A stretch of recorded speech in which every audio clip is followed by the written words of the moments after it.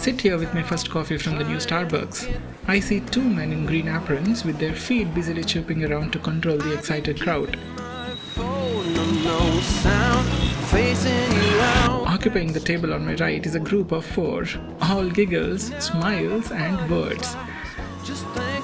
A bit further ahead on my left is a table with three chairs, two of which are taken by a young boy and a girl.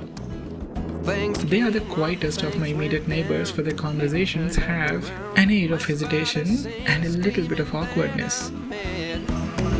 The guy has been looking down at the table, while the girl has been busy flipping her hair back and forth. A freshly arrived trio is wasting no time, and they're already busy taking pictures, both individuals as well as with all their heads almost hooked to fit in the frame.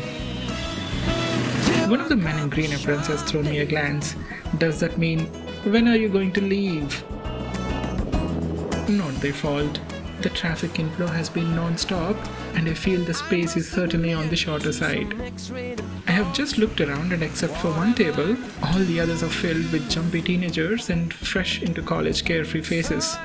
As much as I like being in coffee houses like this, I guess it would cost me lesser to have a coffee-themed bedroom than to come here for their ambience and writing-enhancing environment. Oh yes, I certainly feel more at flow and ease to write and also to read at places like these.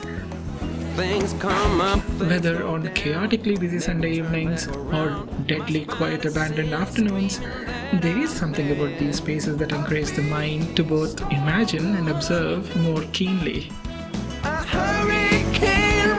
Oh, wait. Another green apron is here. He has almost stopped right in front of my table, and I'm pretending like I'm not writing about him, and I haven't even looked back. I'm not done writing, so I don't want to be shown the door yet. And don't you worry, I still have some coffee left.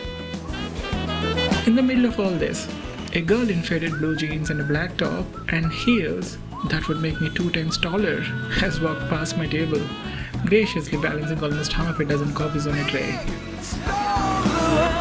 Oh, it's happening. The 4 coffee sippers on my right are leaving.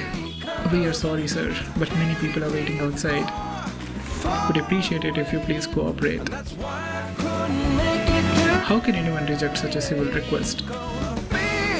And isn't all this like a tiny country with a mini government and civil law for cooperation and opportunity? And I have a feeling it will be my lucky turn soon enough. But who knows? I'm only occupying a single seat in a corner of the sofa, and I don't see any lost loners around who wants it.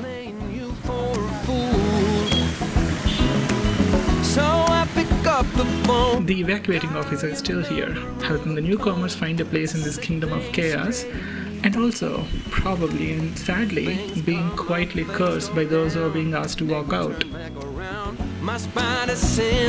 Meanwhile, the weather outside also appears sweet and pleasant, like this coffee I'm busy slurping.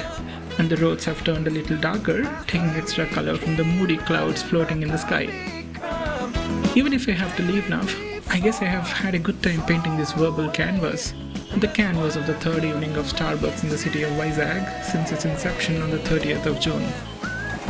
Wait, we have a reunion. After the 4 people on my right have walked out, they were quickly replaced by another family of 3, 2 girls and a lady.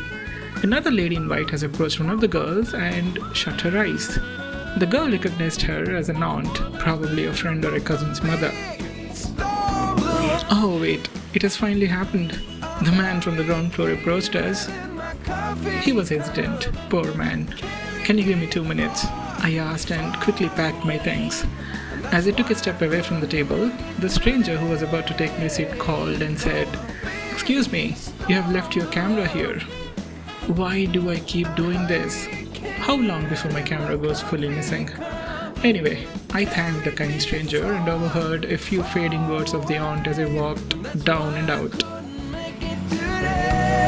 You know this happens with Vizag? Every time something starts, people flock to it. They gradually stop showing up. I hope the place wasn't that busy.